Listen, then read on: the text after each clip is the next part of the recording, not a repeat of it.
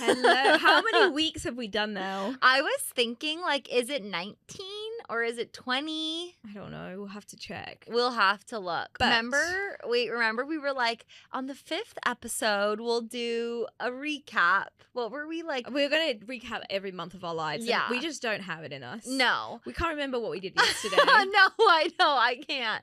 But I remember we were like talking about like favorite song, favorite like current event. Mhm. But I think we could Favorite current event.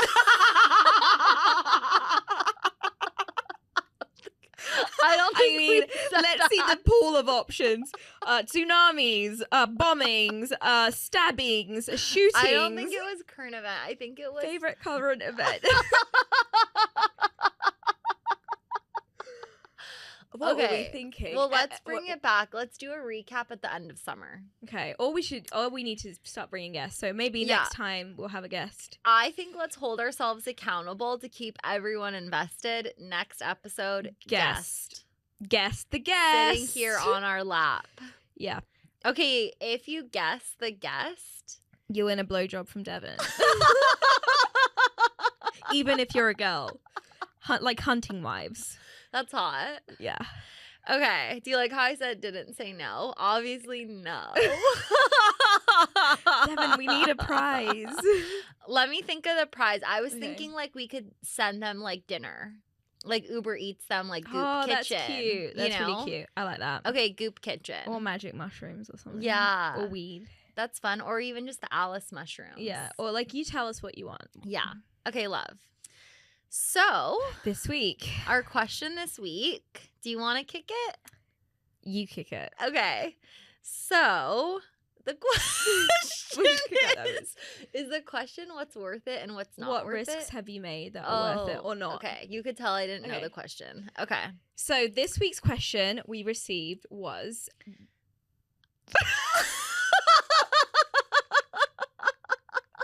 Let's do it again. Okay. Do you want me to do it? Or do you Yeah, wanna you do it. I don't love saying the question. Okay. This week's question is, what are the risks we've made that paid off and the ones that have not? It's a Dot, dot, great dot. question. I think what we were cracking up about when we got the question is I was like, what hasn't paid off? Also, just like any risk that I've done that has not paid off, I don't regret. Like it was still just like YOLO, you know? Yeah. Should I kick it? Yeah. Okay, so worth it. Like I said, choosing quality over quantity with friends. Mm-hmm. So I'd say like about 5 years ago, I kind of did like this massive cleanup. She is kicking threw bitches some out. trash out. And like when I was in my 20s, I used to have like all these college girlfriends and they'd be like, oh my God, you're going to have like 30 bridesmaids. Because I used to have the biggest friend group. Mhm. And then one day I realized like it was me putting in a lot of effort, like me driving to see people, like always showing up for them, but then like not a ton of reciprocation. But then if I didn't go to something, they'd be like, oh, you're MIA. And I'm like, wait, what?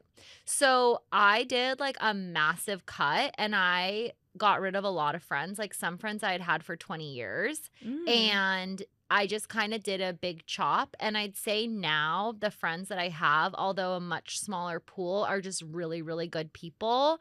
And I just love them so much. And I know that they're ride or die and they have my back. I'm a ride or die. Yeah, I've you got are. your back. Yeah, you do. And your butt and your boobs. I like that. Yeah. I So like that that a was lot. mine. Nice. Yeah. I like that a lot. I can't say I've ever done a cold, but I just kind of go quiet. Like I silently leave. Yeah, And, it's like the and jellyfish. then they don't really follow me. It's okay, whatever. Okay, my biggest risk that has paid off, I would say, is any move I've done. Like Mhm. changing countries, moving to Australia when I was 20. That Yeah. I think is the best risk I've ever taken. It was changed my life, Yeah. honestly. And also ruined it in the sense that Australia will always Spoils be, you, I'm like, right? Australia will always be my favorite country and I can't really live there right now. So any move I've done, any trip I've done, just there is no other risk better than like seeing the world and like Mhm. living somewhere else and experiencing new things for me. I also wish you were in town. I mean, you were doing cooler things, but they did Australia Day at the pier in Santa Monica. Wow. And it's just like this big Aussie fest. I know because it's and- the day before my birthday, 26th of Yeah. Jan. And it was so fun. And when you walk in, they give you a wristband, Aussie or not Aussie, and they gave me an Aussie. They thought I was Aussie, and I thought it was a really good compliment. Yeah, I love it. I just everything about it. So any changing of scenery that I've done just paid off. Yeah. In so many ways. I would say my other one was grinding in my career. So I think it's twofold, because sometimes I feel really bitter Betty about it because I think I missed out on a lot. But then the other part of me is I do feel pretty young as a woman to like have the success that I have in my career. Yeah. I think you should be very proud of yourself. I'm the opposite. I could have, or like if I look back, I could have always worked harder. Like I've always been not operating at 100%, but just with like a self-preservation mode. Yeah. I would say that the times I've worked the hardest were in my early 20s. I think as the older I'm getting, I think the lazier I'm getting. Yeah. And also maybe just being hit with the realization that, you know, like what's the point? It's not worth it. Yeah. But to that point, one of my, you know, risks that have paid off is the change I've made in my career in like the recent year of just really pursuing things that will fulfill me rather than pursuing like titles and things that traditionally look good on paper. So like I knew I wanted to work in the podcast industry. I got a job with someone that I was like, you know, it is so different to anything I've done. Yeah. And it isn't normally what I go for, but I know it's going to fulfill me, and it does. And so like just really following my heart instead of my head. And for the longest time, it was always like with career, it was always heart versus head. And I've always gone with my head. And now I'm finally at a place where I'm going with my heart, and I'm really happy. Yeah. Also, I just think like the podcast that you're working on is so sick. It's not like it's like some like it's very mom good. and pop shop. Yeah, it's a big one. Also for me, a big thing I'm really happy that I've put like a lot of energy into is spending time with my family. Yeah. I feel like a lot of times when I'd like come home in the summer from school, I had a lot of friends that like were never really home, and I've always been a homebody, and so I feel like I've put in a lot of time with my family. And as my parents get older, I'm really glad that like I've shown up for them in the ways that I have. Yeah, especially with aging parents as well. Like you start seeing them in such a different light. And I mean, I was having this thought today. I just think it's the biggest scam ever that the West, like the US, the UK, like we don't live with our parents for like, like I'm like, what the fuck is this? It's a scam.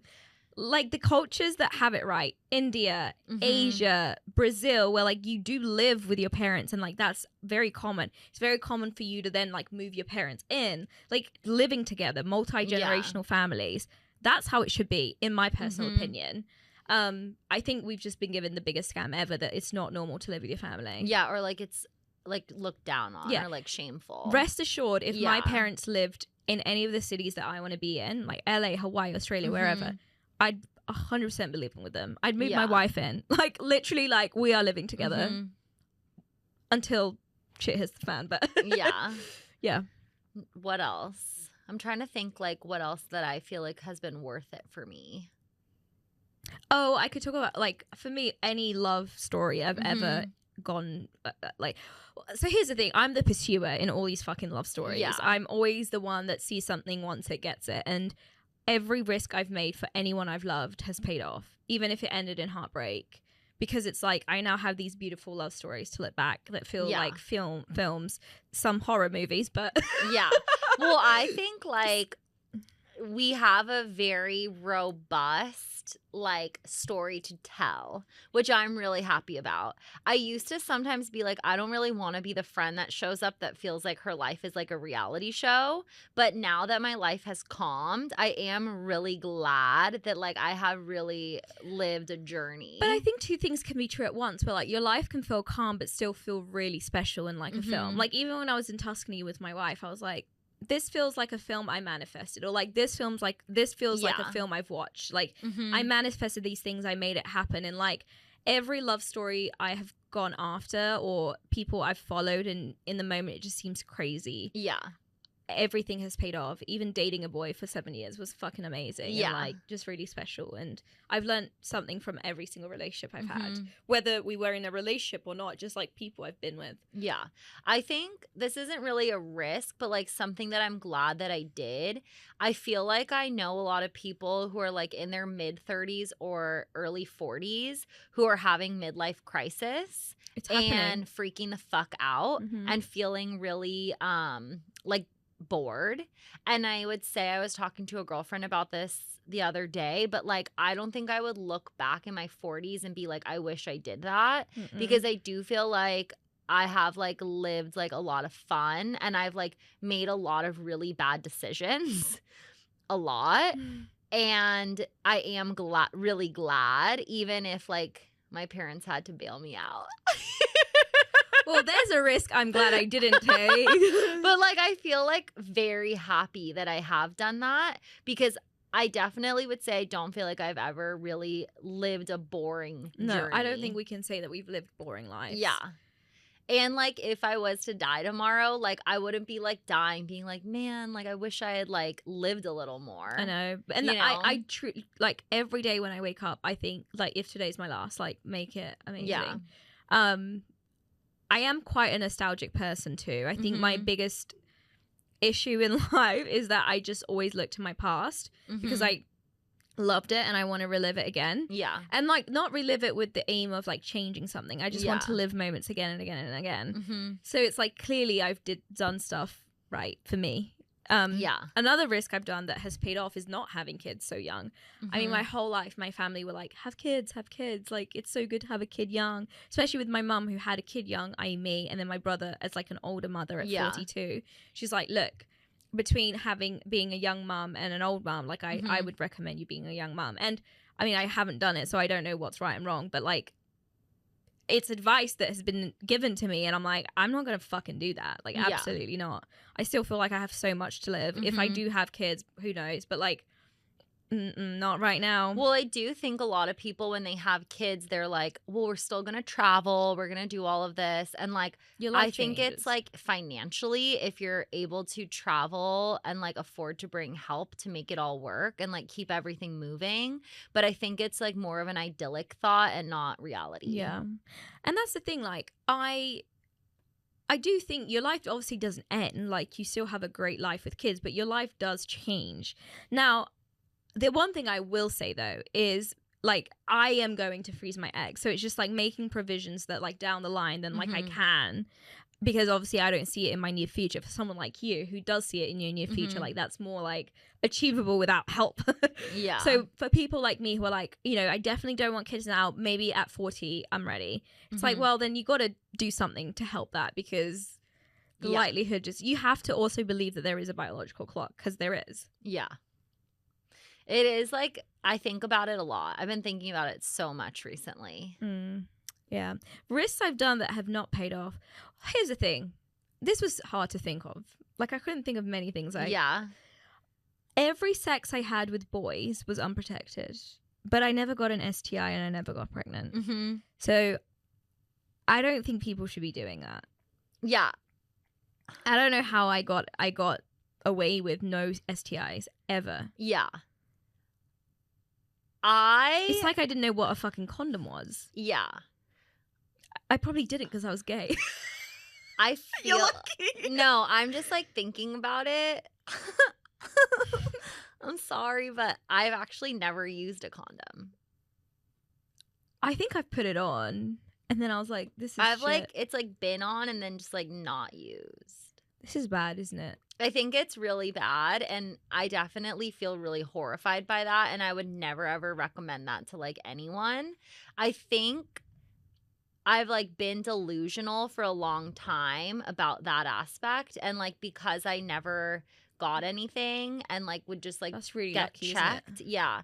I do think though, I've always kind of like slept with people that then I dated. I don't know if there's anyone that I slept with that then didn't become something. Oh no, there were definitely guys I slept with that were nothing. Literally, I don't even know their names. I'm like, am I just lying right now? But I'm trying to think. Also, I feel like even though we had sex education that was at a lie. school, There's like 2. Yeah, I'm like, Yeah. I'm just gonna brush over that. 'Cause there's no way that's fucking true. It's But I don't want to call you out. I would have to look on my list I'm on like, my phone. bitch, That's please. Because I forget. That I means you would have literally had like forget. 50 boyfriends. I forget. Yeah, you're forgetting. Yeah. Anyways, I like, even though I had sex education at school, I don't think my mum ever gave me like the safe sex talk when I was like, yeah.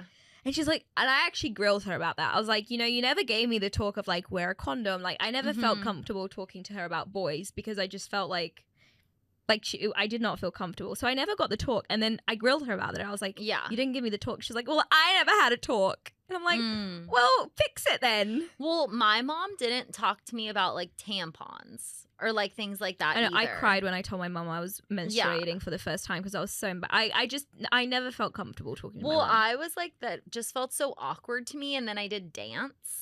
So I was like, well, I can't wear a pad. So I had to teach myself. But I remember like the instruction manual is so confusing. And I just like had to stick it in there. But I never told my mom. Like I just go buy them by myself. Yeah. So then I remember like she like sat me down because she thought like maybe I had an issue. Like that I never got my period and then I needed to go to the doctor. So you're like, no, bitch, I've been like, Yeah, I've been having this for a long time. embarrassed. I don't remember the first time I ever used a tampon, to be honest. Like, I don't remember putting it in. I remember it I mean, hurt a I use it lot. now. Yeah. I don't remember the first time. That was a great point, though, about the condoms. Because I think sex education isn't really... I think a lot of women feel embarrassed when they meet someone to, like, bring up stuff because they want to seem cool and chill and they don't want to, like, ruin the mood. But it's always to our detriment. Also, maybe, like, this is the thing with social... Like, we can only think about life now with social media and the access to information. Yeah. Like, back then, like, we had our parents or school or, like, the internet. And, like, we only really got Instagram and Facebook in, like, our late teens or teens. Yeah. So it's kind of like we were really oblivious to the realities of life and, like, naive. I mean, I think about my, like, 17, 18-year-old self, 16-year-old self in London. The shit I would do. I would go out at night on a school night, come back at 2 a.m. Yeah. And obviously because it was late and we didn't have the night tubes then, we'd have to get night buses, and I'd get on the night bus and then get off like 25 minutes away from my house and then have to walk. And I'd be walking in little heels at 2 a.m. in the morning in fucking London. It's so East dangerous. London. And I survived. Yeah. Nothing's ever happened to me. Yeah. Like, imagine doing, like, but this is the thing, maybe nothing would happen to you now, but, like, you would never imagine even doing that now. Right. Oh, now I'm like a scaredy cat. Like, I don't want to get in Ubers by myself. Yeah, and it's like, you'll be fine. But it's like, the shit I did when I was young, like, maybe it is just that you think you are, like, invincible. But yeah, I put myself through some things where, in hindsight, university, oh my God. Yeah. How did I make it out alive? No, I know. I feel like that too with a lot of stuff. Best nights of my life. Yeah. Well, then you survive it, so that's why you keep doing it. Yeah, but at some point, I mean, I definitely stopped doing things, but, like, at some point, it's just not sustainable. Yeah. But how it was fun. Summer of 2016. I've mentioned it before. If you don't know the law, just, like, look it up. I know. I need to think of what I want to look back on pictures for, like, what my best summer was. I feel like it was, like, probably 15 or 16. What other risks have you done that have not paid off? I mean, I said saying yes to people and people pleasing that have put me in, like, some really bad situations. Like having threesomes that I didn't want to have. That would be, like, one of my main ones. Like, being in, like, weird things in relationships that I said yes to that I really didn't want to do. And then in hindsight, you're like, that wasn't right. Yeah, and, like, I didn't want to do it, but I didn't want to say no because I didn't want to, like, shake the vibe. Where now I'm just, like, I'm so the vibe down is to shaken. not care. You're down to shake the vibe. But I think, like, there's a lot of things that I've did and said yes to in order to, like, appease somebody else, but then I felt like I was living in hell, and then I just didn't have the voice to get out of it. Well, that's the thing about being a people pleaser, isn't it? Yeah. I'm the opposite, where I don't think in my personal life I've ever been in that position, but with work, oh my God. With people in the industry, I've said yes to, like, helping them out on a project. And even roles that were paid, but I just didn't want to say no because it's like, well, it's work opportunity. You should never say no to work. Yeah. Like some people are like really trying to find a job and I have this opportunity, like I have to say yes. And then I do it and I'm like, why did I say yes to this? Like, I don't have time to do you it. help everyone out. I do, either for free or for paid. Obviously, sometimes I even prefer it when it's for free because then I don't really feel the pressure. When I say yes to like work, yeah, then you have to actually do a job. And I'm like, why did I say yes to this? Yes. I'm still really bad with work, like people pleasing and like just doing any work that comes my way. Lately, I'd say maybe the last year, I feel like a lot of people hit me up for like help with work or like consulting or they want to pick my brain. And now I'm just like, no. I'm just like, can't help you. That's so good. That boundary is so good. I don't know how to Cannot do help that. you. Like, if you want to pay me, yes, but like you cannot use my brain anymore. Because I'm like, if you want to get me a bottle of wine or maybe like a DoorDash gift card, like something reciprocal, but I just don't really feel like helping people out and like helping them grow their business or like using me for free. I do it all the time, Devon. It's No, so I know bad. you do. And I know like you're a go-to for people. Like we even have friends who will like text the two of us and like ask us. And like I don't mind helping the one person I think we're thinking of because she's done so much for me. But like other people that text us, I'm just like, we're not like some package deal. Like, come on. Just because we're so brilliant. No, I know. I do help everyone out. I've had the amount of Zoom phone calls I've done with people. Yeah. Like, can I meet you? I'm like, yeah.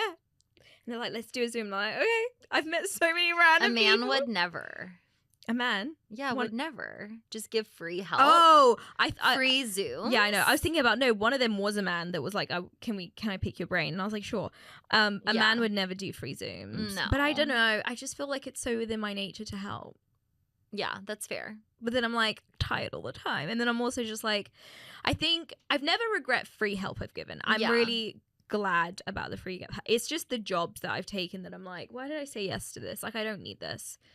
Speaking of a man on Zoom, this just was like a little piece of tea I forgot to tell you. So remember when Sophia and Alex Cooper, Sophia started seeing like Suit Man and then that basically like Alex. Oh yeah, Alex was seeing Suit Man, but then Sophia was also seeing like another exec.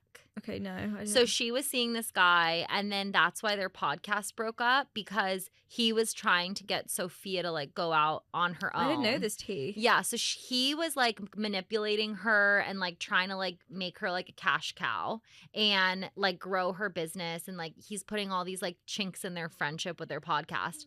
So then she basically tries to go off and do her own thing, and then like Alex gets Barstool and like does everything. So it's his fault. Yeah. But so I met this girl recently who had just been dating the same guy that Sophia was dating. Because like he dumped her. And he was trying to make her into something. The exact same, because she's like an influencer in LA. And she was like, yeah, he's like getting me all these brand deals, but like the brand deals were horrible for like random ass brands. And just like made me think about like how it's so interesting how cycles just repeat.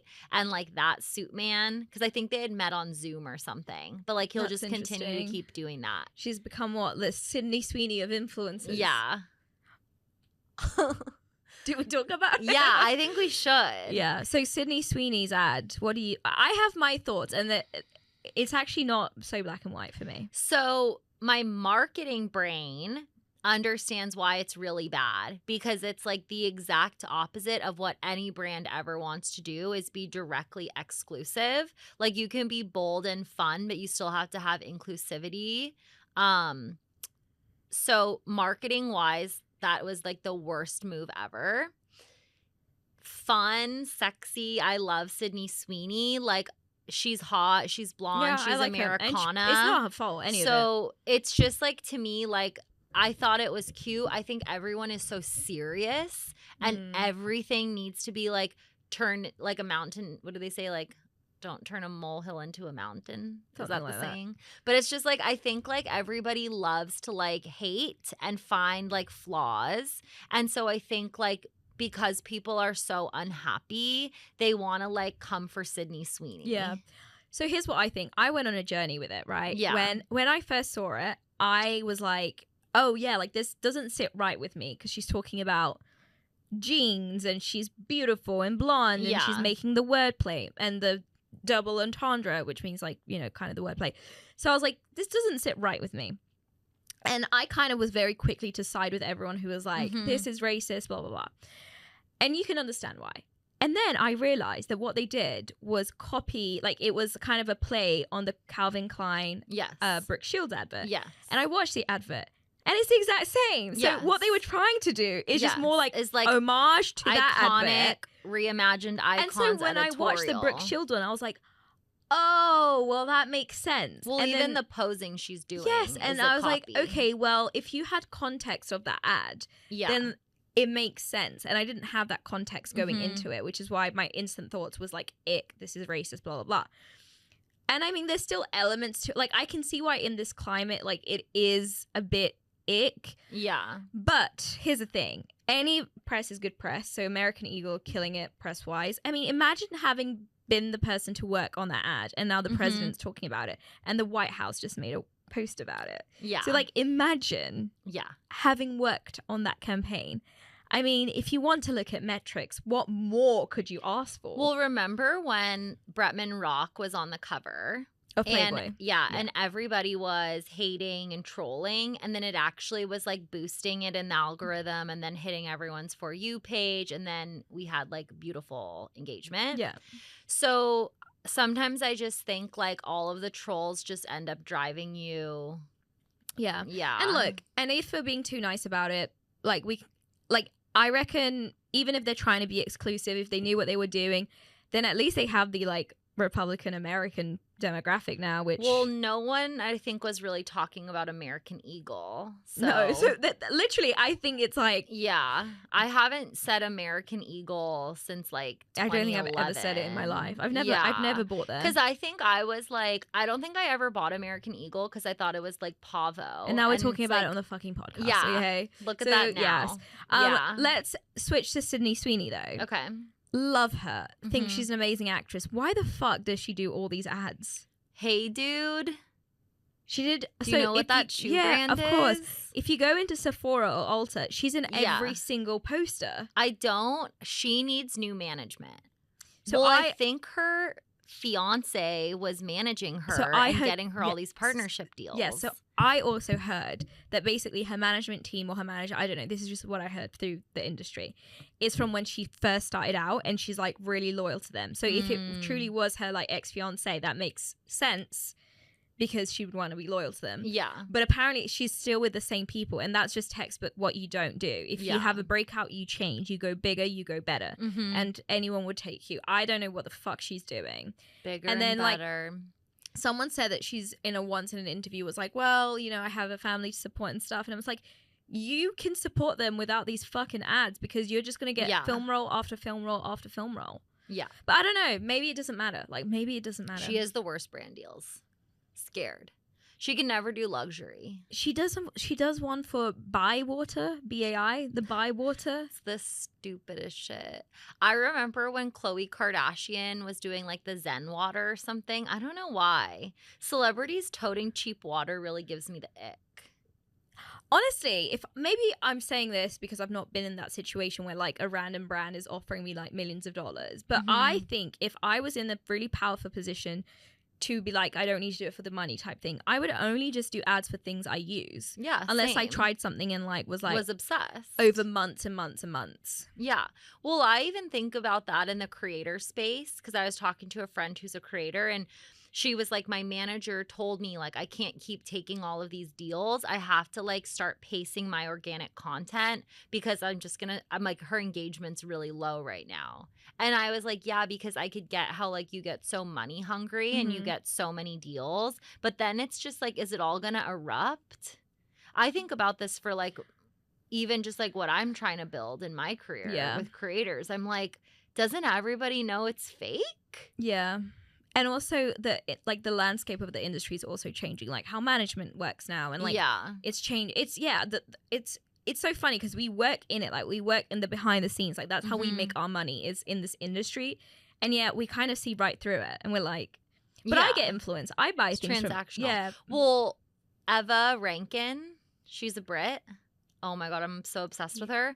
She posted in a Good American jumpsuit today, and I bought it in 1 second. Yeah, I so just it works. clicked the link. Yeah, because it works. And I would normally never buy Yeah, that. I buy shit from influencers all the time. Yeah. Here's some risks I've done. I have bought some stuff from either TikTok shop or influencer that I'm like, oh, that's a bit of a shitty purchase. But Yeah. I had some really shitty bathing suit purchases recently that I was influenced, and I'm so bummed because no return policy. yeah. Wait, here's a question. Tell me. What's the best purchase risk? Like something you bought that you most regret and most don't regret? Oh, like that's you must. such a good question. Something I am so happy that I've purchased is like any jewelry, because I think that it's investment. It doesn't depreciate, and like I use it every single day. Something I've purchased that I regret, I think like anything like fast fashion. Because I like to buy like investment pieces that I'll use for like 10 to 20 years.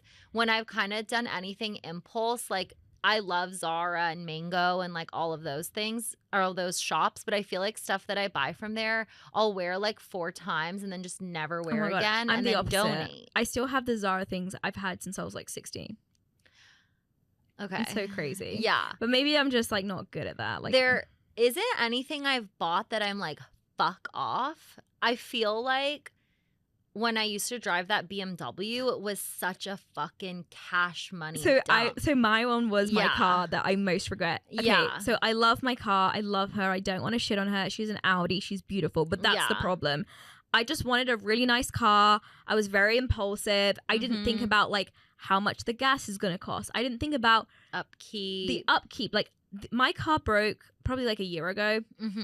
And I took it to Audi to see what was wrong. And all these things are wrong because it's a used car, right?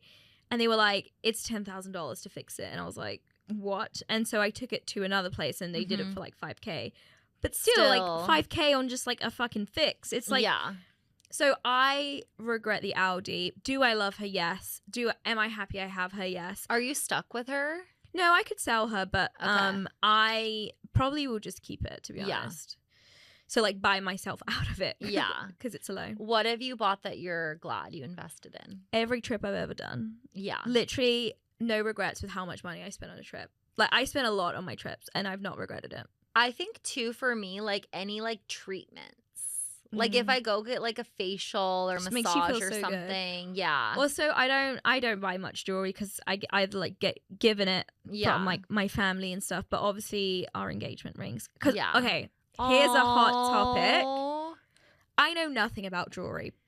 I have friends who know a lot about jewelry. I have an amazing friend, shout out Bree. I feel like I know what you're going to say and I'm scared. But I want you to say it. I'm going to say it. I never got any jewelry advice. I was like, I'm just going to go with my heart. Yeah. And my heart told me, and this is the thing, I'm someone who knows nothing about jewelry. I want a real diamond. So I went small because I can't afford a fucking 5-carat diamond, or even, I can't even afford like a 3-carat. Yeah. Because there's 2 of us. There is 2 bitches in this game for me to buy rings for. And like, I'm not going to let her buy my ring because I want I want an expensive ring. So I'll buy my ring. Yeah. And so I was like, I would rather go small. So like, as you see, my ring is 1 carat. It's small. It's a baby. It's beautiful. But it's fucking real. Yeah. Now, I may regret saying this because maybe in 3 years I'll want a bigger ring and then I'll buy a lab grown. But I just don't. Nothing compels me to want a lab grown diamond. I'm sorry to the internet. I'm sorry. I'm sorry. I knew you were going to say this. It is so diabolical because I think people really feel super passionate about this. I do not like lab diamonds. Okay, I thought you were going to say it's diabolical that people think lab diamonds aren't real. I real. do not like lab diamonds. I can tell. I think for me, getting a lab diamond is like buying a toy like out of a trinket store. But they're real. Okay, but here's the thing. I've done a lot of research since this happened because I was like, oh, it's actually like, it was just my heart telling me. Like, I didn't know anything about it. I was just like, I just want a real diamond. Yeah. I've done some research and it's like the diamonds are real. It's just that they're made in a lab. So they weren't like mined out and stuff. Well, someone I know was saying how like they really like lab diamonds because, you know, they're not like mined like by children somewhere, and like what's the ethics. And so when she Doesn't said that it make like it, that, more special? yeah, when she said it like that, I was like, okay, I'm not going to debate this right now because my platform to stand on isn't great. Yeah. I just think, I don't know how much lab diamonds cost because I've not looked into it. But I feel as though, what if like you bought a cheaper, smaller, real diamond that then at least if times got tough and you had to sell it, it would have value versus spending like a couple grand on something that does not have any value that like you can't do anything with. So let's just say for the budget I bought these 2 rings for, and by the way, I went for the exact same carat, like it's just slightly different shape, but like the clarity and the I wanted it to be equal because one of us would have to fight the other bitch. Yes. For the budget I got the 2 rings for, I could have gotten really big lab diamonds. Like we could have had rocks. Yeah. And I had to just like really ask myself, what do you want? I just know so many women who will listen to this will hate me so much for saying this, but I just really don't like them. And like, I know I feel scared because like my friends have lab grown diamonds and I don't want to like upset them, but it's the way we feel. We can't hide it. Also, to that point about like the investment, when I was buying my wife the ring, I bought hers first and then mine, we actually got it made in Brazil. I have a family jeweler who I really like. And they've made a few pieces for me and my family. And we basically took her ring and we're like, make this but in gold because hers is white gold. Yeah. So they made the exact same ring, the exact same like carat, but just gold. And so it was special because we got it made. Yeah. But basically when I was buying her ring, which was before mine, I also thought to myself, if we ever divorce, I want her to walk away with like an investment. Like I want her to walk away with like something real that she can like sell if she wants, or she can like keep. Like I don't want her to go to the jewelers and it's like, oh, sorry, ma'am, this is. Oh my God. Did I tell you the story about the lab diamond? No. So a friend of mine got engaged and like got this fat ass ring. And you told her it was real. Yeah. Well, she didn't ask because she just like assumed.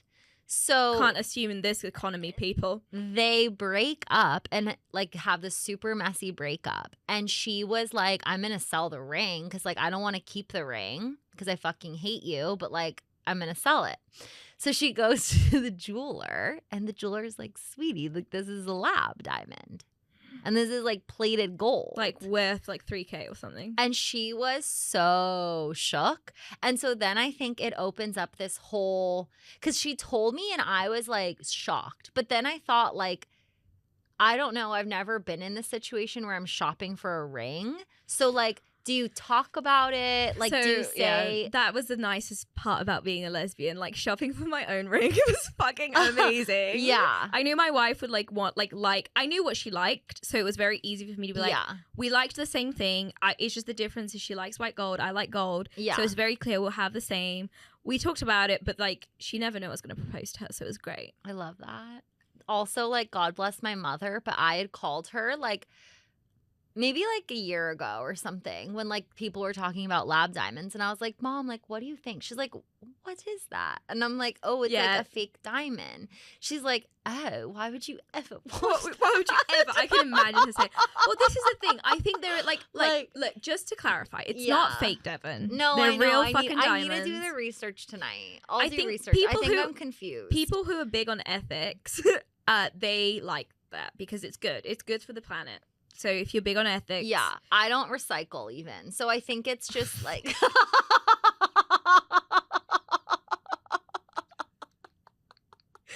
She doesn't recycle. She likes real diamonds. I just think this is not my platform. This is not my platform to stand on. I just want everyone to be happy and I want them to get the jewelry that they love.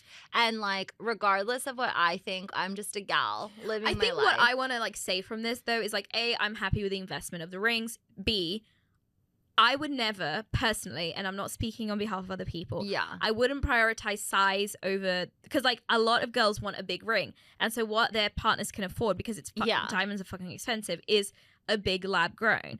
And I just think like there's so much hate towards small rings. Like bitches on TikTok being like, Yeah. small fucking ring, it's a pebble, not a rock.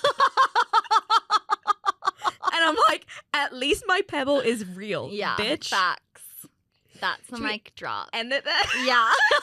Go rage bait these bitches. Is Also, that I'm it? married to a woman, so I'm already winning. That's true. Right? Yeah. Well, on that note, hit us in the comments. What Ask was us the question questions. for the Uber Eats? Oh, guess the guest. Yes. I mean, the whole world's their oyster, so no one's going to win our game. I but think someone will. good luck. Bye. Bye.